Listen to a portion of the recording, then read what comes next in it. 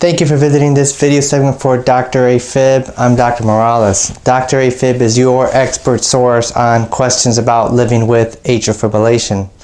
In today's video segment, we're going to go back to the most fundamental question about atrial fibrillation. What is atrial fibrillation? I'm surprised that even recently I got asked this question by a patient, what is atrial fibrillation? And just kind of to relates that how many patients just don't understand what atrial fibrillation is. Now, whenever I explain atrial fibrillation, I always start off with the basics about what is the term. The word atrial comes from the upper chambers of the heart, which are called the atrium.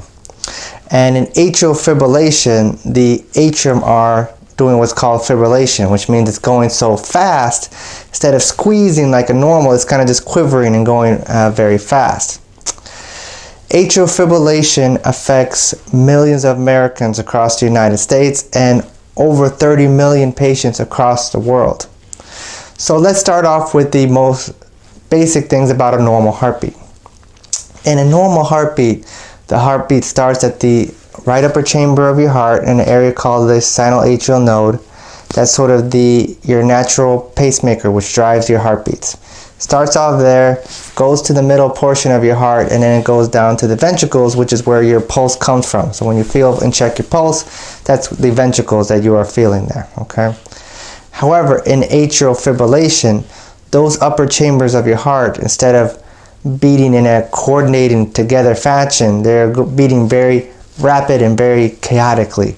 And they can be beating up to 600 beats per minute, even more than that. And so again, the atrium and atrial fibrillation are just going so rapidly that they're just quivering and going very chaotically. There's no coordination between the contraction of the upper chambers of the heart. Fortunately, your pulse, which comes from your ventricles, cannot go as fast as the atrium are going, but still can go very rapid, easily can go 120 beats per minute, and in some patients go much faster than that, 150, 180, even 200 beats per minute. So it can make the heart go very, very fast. Now, how does atrial fibrillation feel? People feel it very differently. The most common way that people feel atrial fibrillation is a feeling of a fast heartbeat or kind of a skipping or a racing of the heart, and that's probably the most common symptom that people feel.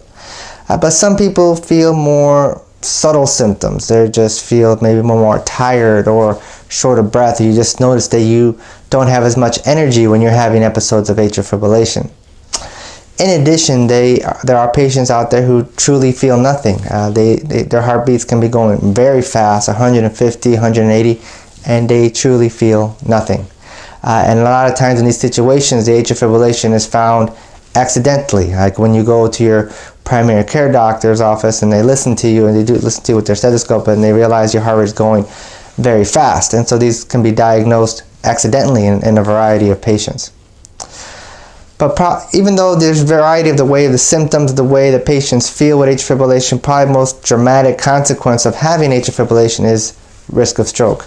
Atrial fibrillation dramatically increases your risk of stroke, anywhere from 1% for patients who have lower risk factors for atrial fibrillation, to all the way up to 18% increase of atrial fibrillation for people who have multiple risk factors for risk of stroke.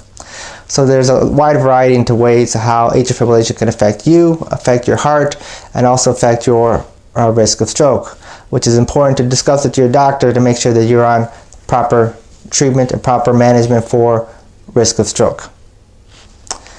Thank you for visiting this video segment for Dr. AFib. I'll see you next time.